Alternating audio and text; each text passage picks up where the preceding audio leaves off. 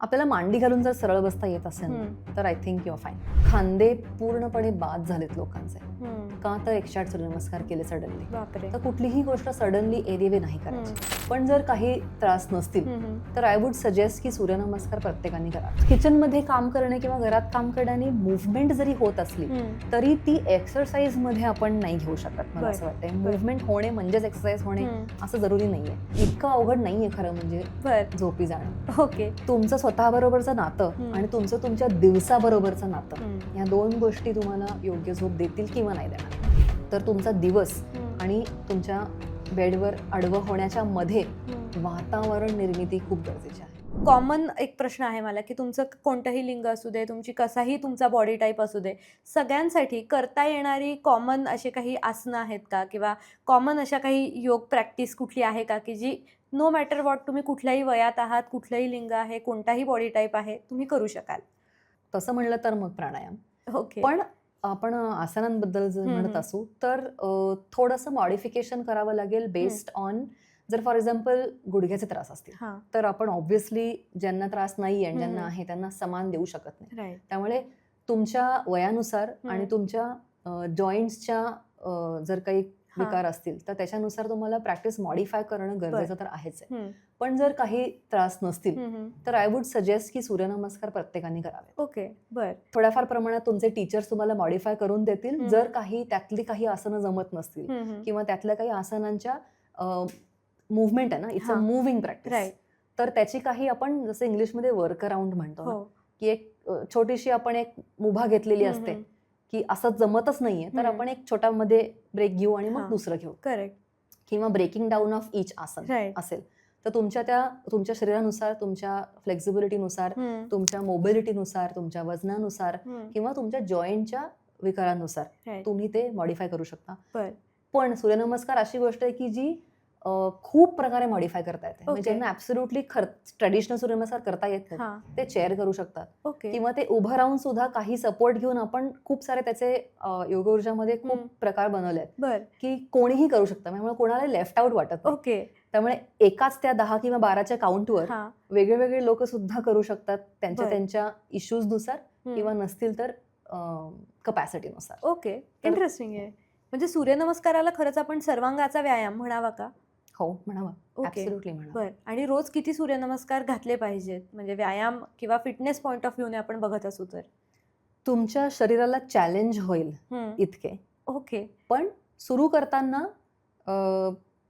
अगदीच सुरुवात म्हणजे कधीच केलं नाही आहे किंवा दमच लागतो आहे तर रीड युअर बॉडी. जितके तुम्हाला जमतील तेवढे करा. ब्रेक घेऊन करा. खूप घाई न करू नका. मोस्ट इम्पॉर्टंटली अलाइनमेंट चुकून करू नका. म्हणजे ज्या पद्धतीत, ज्या अँगलमध्ये तुम्हाला तुमचे जॉईंट्स ठेवणं गरजेचं आहे सूर्यनमस्कारात, ती अलाइनमेंट चुकवून करू नका. आणि एक खूप महत्वाची गोष्ट म्हणजे लोक रथसप्तमीला किंवा योगा डेला सडनली 108 करतात सूर्यनमस्कार. ते ऍब्सोल्युटली केलं नाही पाहिजे. तुम्ही स्वतःला बिल्ड करा तिथपर्यंत हळूहळू. किंवा कारण मी खूप वेळेला बघितलं आहे की खांदे पूर्णपणे बाद झालेत लोकांचे. का तर 108 सूर्यनमस्कार केले सडनली. तर कुठलीही गोष्ट सडनली एरवी नाही करायची. कपॅसिटी बिल्ड करा. त्यामुळे करताना रीड युअर बॉडी. तुमची कपॅसिटी कशी आहे ती वाढवत घेऊन जा. पण स्वतःच्या शरीराला चॅलेंज होईल असं रोज काहीतरी करायला पाहिजे. ओके. इंटरेस्टिंग आहे.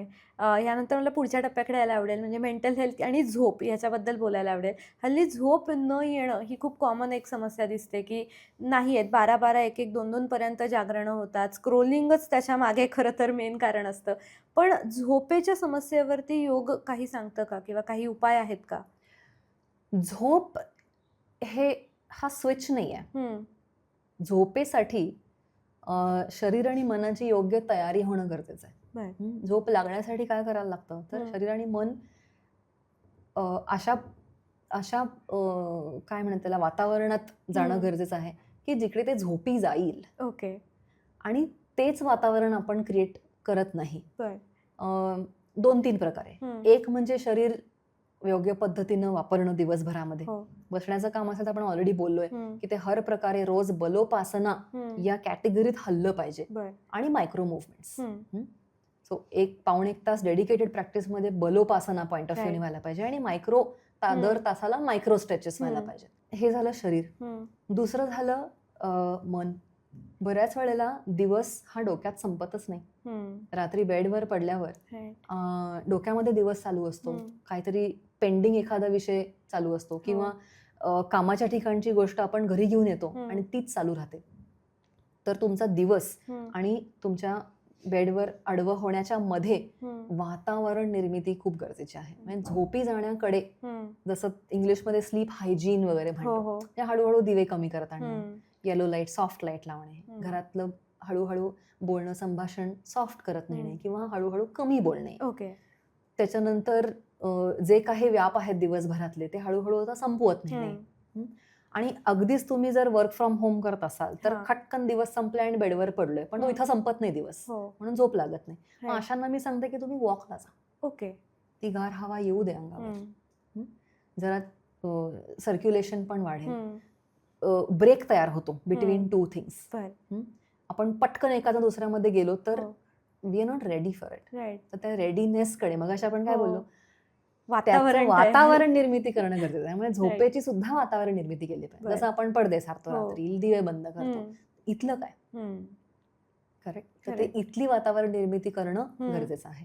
जे आपल्याला योग कसं तयार करेल की ऑफकोर्स शरीराच्या माध्यमातून दिवसभर जर आपण वापरात ठेवलं शरीर आणि आसनं केली तर शरीर हे कडक झालेल्या अवस्थेत झोपणार नाही. आणि तसं जरी झालं तरी सुद्धा छोट्या छोट्या काही स्ट्रेचेस आपण बेडमध्येच करू शकतो. म्हणजे पवन मुक्तासन करू शकतो, भद्रासन करू शकतो, सुप्त भद्रासन. त्याच्यानंतर क्रोकोडाईल ट्विस्ट काही आहेत, त्यांनी लोअर बॅकची पूर्ण ताण निघून जातो. तो मी ऍक्च्युली लहानपणापासून बेडवर पडलं की मी पाठ छान ट्विस्ट करते, एक छान सुप्त ताडासन करते आणि मग झोप येते. त्यामुळे काय की दिवसभर मुरलेला जो एक ताण शरीरामध्ये आहे, स्टिफनेस जो आलेला असतो तो तिथे निचरा करून टाकायचा आपल्याला. त्याच्यानंतर व्हेरी इम्पॉर्टंट की जे स्क्रोलिंग बद्दल तुम्ही जे म्हणाला, तर त्याचं कारण दिवसभर आपण सुरुवातीला आपण बोललो होतो की to come back to self. मला असं वाटतं रोज रात्रीनं you have to come back to self. आपण सेल्फकडे जर रात्री आलोच नाही तर मन धावत राहतं आणि झोप लागत नाही. आणि मग त्याला आपण शोधतो कुठे, मी टाइम मध्ये शोधतो स्वतःला. आणि जो आपण मी टाइम आजकाल शोधतो रील्समध्ये. बरोबर. तर तो मी टाइम जर क्वालिटेटिव्ह दिवसभर थोडा थोडा थोडा क्रिएट करत राहिलो किंवा at the end of the day create केला, एकदा सुरुवातीला सेंटरिंग ऑफ द डे केलं, एकदा संध्याकाळी केलं किंवा रात्री केलं, तर आपल्याला त्या मी टाइमचा अभाव वाटणार नाही. आणि त्या अभावापोटी आपण स्क्रोलिंगकडे जातो कारण आपल्याला तो मी टाइम वाटतो. तर त्या सेल्फचा वॉइड, बॉडी सुस्थितीत नसणे आणि मन धावतं असणे, ह्या अशा एक 2-3 गोष्टी आहेत ज्या जर आपण योग्य पद्धतीनं किंवा you can actually talk to your teacher किंवा योगा थेरपिस्ट. आता मी पण जेव्हा काउन्सिलिंग करते तेव्हा एक्झॅक्टली रूट कॉज कुठे आहे या सगळ्याचं हे शोधतो. झोप लागायलाच त्रास होतोय का लागते पण मध्ये तुटते. सो आपल्याला we have to find out की त्या व्यक्तीला कुठे नेमकं त्याचा रूट कॉज आहे झोपेच्या इश्यूजचा. आणि इतकं अवघड नाहीये खरं म्हणजे झोपी जाणं. तुमचं स्वतःबरोबरचं नातं आणि तुमचं तुमच्या दिवसाबरोबरचं नातं, या 2 गोष्टी तुम्हाला योग्य झोप देतील किंवा नाही देणार. म्हणजे हे तुम्हाला बॅलन्स करायचंय किंवा ह्याचं सोल्युशन शोधायचंय. म्हणजे कित्येकदा असंही होतं की 7-8 तास माझी डेडिकेटेड झोप झालीये पण तरी उठल्यावर मात्र एकदम सॅड वाटतं किंवा झोप न झाल्यासारखं फील होतं. असं का होत असावं? एकतर जर लोक किती वाजता झोपतायत ते जर बघितलं तर जितकं तुम्ही लेट झोपाल, भलेही तुम्ही 7-8 तास झोपलात तरी सुद्धा तुम्हाला टायर्ड वाटणार आहे. त्यामुळे किती वाजता आपण झोपतोय ते खूप महत्वाचं आहे. उशिरा झोपून उशिरा उठलो तर टायर्ड वाटणार आहे. त्यामुळे तिथे असं होत नाही की I got my 8 hours. It doesn't work like that. आपल्याला झोपेची वेळ सुद्धा 1, 10, 10:30, डोक्यावर पाणी 10:30 ठेवली तर ते चक्र पूर्ण होतं. कारण शरीर, आपला मेंदू त्या वेळेला ते हॉर्मोन्स सिक्रेट करत असतो, ते आपल्या बॉडी फंक्शनिंगसाठी गरजेचे असतात. दुसरं डीप स्लीप. तुमची झोप कितपत डीप गेली आहे त्याच्यावर पण ठरतं की तुम्ही दुसऱ्या दिवशी कसे उठताय. तर अगेन रूट कॉज शोधायला गरजेचं आहे की ती व्यक्ती कुठल्या पॅटर्नमध्ये बसतीये की त्याला सकाळी टायर्ड वाटतं आहे किंवा बऱ्याच वेळेला दिवस आपण संपवत नाही, आपण खूप लेट नाईट पर्यंत फोन तोंडावर पडेपर्यंत किंवा टीव्ही चालू ठेवूनच झोपतो ना, त्याच्याने सुद्धा मेंदू ऍक्टिव्ह राहतो आणि त्या अवस्थेत तुम्ही त्याला लिटरली म्हणजे मारून मुटकून जे शेवटी कोलमडून जे मेंदू झोपतो ना, तो पण सकाळी टायर्ड उठणार आहे. त्यामुळे ह्या 3-4 गोष्टी आहेत ज्या जर आपण एक्झॅक्टली पिन पॉइंट केल्या तर त्या व्यक्तीचं उत्तर सापडेल की त्याला का टायर्ड सकाळी फील होतं. ओके, अगेन म्हणजे रूट कॉजकडे आपल्याला जाणं गरजेचं आहे. ओके, मला महिलांच्या पॉईंट ऑफ व्ह्यूने पण काही प्रश्न विचारायचे आहेत. एकतर महिलांसाठी योग हा किती हेल्पफुल आहे, म्हणजे महिलांनी योग का केला पाहिजे? खूप इम्पॉर्टंट आहे, कारण स्त्रीचं शरीर हे पूर्ण तिच्या आयुष्यभर बदलत असतं. प्युबर्टी पासून त्याच्यानंतर जसं जसं ग्रोथ होते तशी, त्यानंतर प्रेग्नन्सी असेल, डिलिव्हरी, पोस्टपार्टमची सगळी रिकव्हरी, त्याच्यानंतर मेनोपॉज येतो, हॉर्मोनल इम्बॅलन्सेस आयुष्यभर होत असतात वेगवेगळ्या टप्प्यामध्ये. त्यामुळे स्त्रीचं शरीर हॉर्मोनली बघितलं तर कॉम्प्लिकेटेड आहे आणि त्याचा एकदम योग्य बॅलन्स ठेवणं फार गरजेचं आहे. जर या सगळ्या अवस्थांमधून शरीर जर कमीत कमी त्रास देऊन पुढे जायला हवं असेल तर, किंवा कित्येक मुलींना पिरियडच्या वेळेला मायग्रेन होतो किंवा नॉशिया फील होतो, खूप त्रास होतो. सो हर प्रकारे स्त्रीचं शरीर कॉम्प्लिकेटेड आहे. तर त्याला त्याच्या योग्य बॅलन्समध्ये ठेवणं, ब्रेनला, हॉर्मोन्सला आणि इंटरनल ऑर्गन्सला हे योग क्रिएट करतं. म्हणजे कित्येक वेळेला हॉर्मोनल इम्बॅलन्स असलेल्या मुली वर्षानुवर्ष गोळ्या घेत असतात पण काहीही फरक पडत नाही. पण योगा प्रॅक्टिस सुरू केली की त्यांचे पिरियड्स व्यवस्थित यायला लागतात रेग्युलरली. अगेन मी थोडं केलं आणि लगेच रिझल्ट मला हवाय असं आपण एक्सपेक्ट नाही करू शकत जगात कुठल्याच गोष्टीमध्ये. प्रत्येक गोष्टीला काही काळ तरी आपण ते करत राहावं लागतं. तर बेसिकली योगाने काय होतं ना, इंटरनल करेक्शन सुरू होतं. जसं मगाशी मी बोलले की त्याला जे हवं ते घेतं.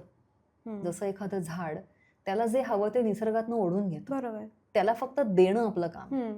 योग्य सनलाईट, हवा, पोषण, खाली पाणी, मग त्याला ते थ्राईव्ह करतं. बरोबर, ते सर्व्हायव्हल मोडमध्ये नसतं.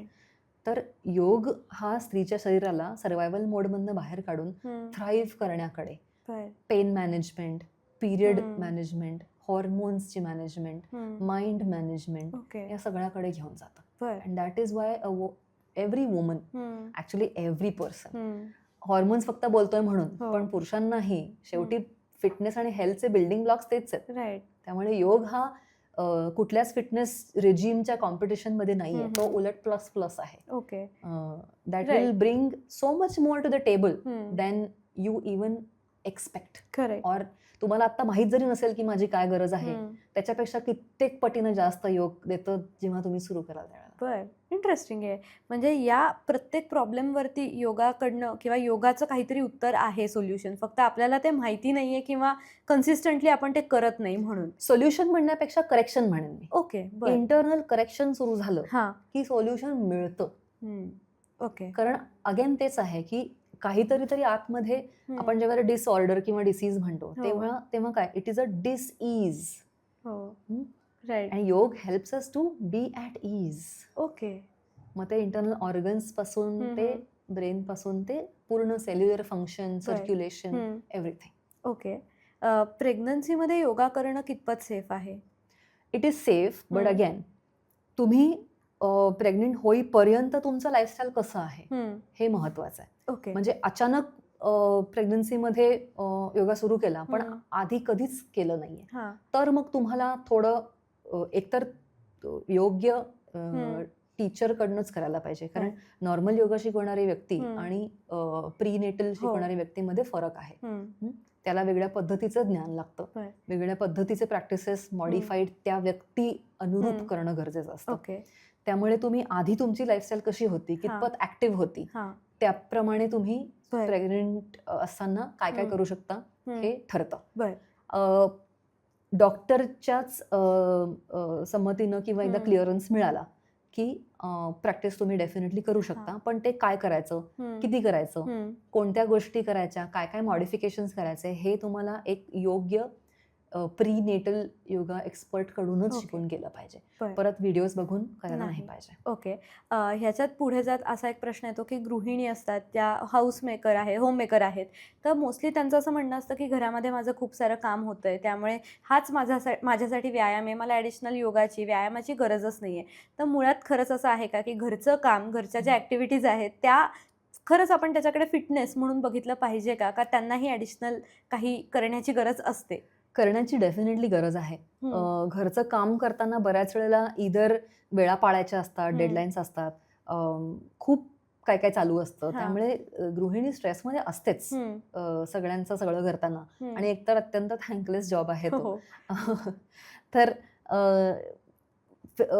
किचनमध्ये काम करणे किंवा घरात काम करण्याने मूव्हमेंट जरी होत असली तरी ती एक्सरसाइजमध्ये आपण नाही घेऊ शकत. मला असं वाटतंय मूव्हमेंट होणे म्हणजेच एक्सरसाइज होणे असं जरुरी नाहीये. एकतर खूप वेळ उभं राहतो त्यामुळे पाठीवर ताण येतो. करेक्ट. तर पाठीची आसनं केली तर गृहिणीसाठी जी उभं राहून खूप काम करते तिच्यासाठी फार गरजेचं आहे. हर प्रकारे मी मगाशी बोलत हर प्रकारे शरीर हल्लं पाहिजे. घरचं काम करताना साधारण 2 ते 3 पद्धतीच्याच मुव्हमेंट्स होतात. राईट. आणि पुढे वाकणं जास्त होतं, उभं राहणं जास्त होतं. तर ह्याला काउंटर करणाऱ्या गोष्टी डेफिनेटली पाहिजेत. आणि ऑफकोर्स प्राणायाम किंवा काही एक प्रकारची स्थिरता येईल असं. बरं. ओके. 30, 40, 50 या वयोगटातल्या वेगवेगळ्या महिलांसाठी काय आयडियली त्यांच्या हेल्थ प्रॅक्टिसेस असल्या पाहिजेत, फिटनेस प्रॅक्टिसेस? अगेन तुम्ही कुठल्या स्टेजमध्ये आहात, काय करत आहात. प्रॅक्टिसेस तर सगळ्यांसाठी या ज्या आहेत त्या सगळ्याच कॉमन आहेत. पण तुमची गरज, तुम्ही आता फॉर एक्झाम्पल मेनोपॉजमध्ये वेगळ्या पद्धतीनं शरीर रिॲक्ट होतं, शरीरामध्ये बदल होत असतात, पिरियड्सच्या काळामध्ये चेंजेस होत असतात. तर ऑफकोर्स तुमचे चॉईसेस त्याप्रमाणे डेफिनेटली झाले पाहिजेत. पण करावं मात्र सगळंच. Modifications is one thing. पण प्रॅक्टिसेस करणं विच इज सगळ्या प्रकारची आसनं करणे, डीप रिलॅक्सेशनला प्राधान्य देणे, जे बऱ्याच वेळेला मिस होतं. आणि त्याच्यानंतर प्राणायाम आणि थोडा वेळ ध्यान, हे सगळ्यांसाठीच गरजेचं आहे. प्रत्येक एज ग्रुप मधल्या व्यक्तीसाठी गरजेचं आहे. त्या व्यक्तीनुसार, त्या व्यक्तीच्या इश्यूजनुसार मॉडिफाय करत केलं तर ॲब्सोल्युटली सगळंच करू शकतो. ओके. ह्याच्यानंतर ज्येष्ठ नागरिकांकडे मला त्यांच्या प्रश्नांकडे यायला आवडेल. एकतर या वयामध्ये त्यांना गुडघेदुखी, सांधेदुखी सुरू झालेली असते, कुठे ना कुठेतरी काहीतरी शारीरिक व्याधी मागे लागायला सुरुवात झालेली असते. अशा स्टेजमध्ये जर का त्यांना हेल्दी राहायचं असेल, त्यांना व्यायामाची सुरुवात करायची असेल, पण हातामध्ये वयाचा फॅक्टर अनफॉर्च्युनेटली नसतो, वय पुढे गेलेलं असतं, त्या स्टेजमध्ये त्यांनी काय केलं पाहिजे किंवा घरच्या घरी करता येतील अशा काही सोप्या ट्रिक्स वगैरे आहे का काही? त्यांनी डेफिनेटली चालावं. पहिली गोष्ट. ज्यांना ऑफकोर्स जॉईंट्सचे त्रास आहेत ते वॉटर वॉकिंग वगैरे पण करू शकतात. मी एक गोष्ट बघितली आहे सिनियर सिटीजन्सच्या बाबतीमध्ये, कित्येक वेळेला सिनियर सिटीजन्स काही व्हिडिओज बघून किंवा ऑनलाईन क्लास करून किंवा त्यांच्या ज्येष्ठ नागरिकांचे काही ग्रुप्स असतात किंवा पार्कमध्ये ते जातात, तर तिथे ते एकमेकांबरोबर योगा करतात. असं मी खूप बघितलंय. पण कित्येक वेळेला ते इधर खूप फास्ट करतात आणि एस्पेशली श्वासाचे जे प्रकार आहेत ते योग्य पद्धतीनं होत नाहीत खूप वेळेला. कारण त्यातल्या त्यात ज्याला थोडं जास्त माहिती आहे ती व्यक्ती शिकवत असते सगळ्यांना. पण ती योग्य पद्धतीनं होतीये का हे, कारण मला खूप ठिकाणी बोलायला किंवा त्यांचे प्रॅक्टिसेस बघायला, करेक्शन्स करायला, भाषण द्यायला वगैरे बोलतात ना, तर ते खूप फास्ट, खूप ताण घेऊन असं करतात. तर थोडंसं सिनियर सिटीजन्सच्या क्लब्सनी किंवा पार्क्समध्ये मध्ये मध्ये योगा टीचर्सला बोलवा आणि त्यांच्याकडनं एकदा चेक करून घ्या की आम्ही जे करतोय ते बरोबर करतोय. मग तुमच्या जॉईंटसाठी असेल, श्वासासाठी असेल, हार्टसाठी असेल, तर तुम्ही जे चांगली गोष्ट ही आहे की सिनियर सिटीजन्स अत्यंत रेग्युलरली करतात.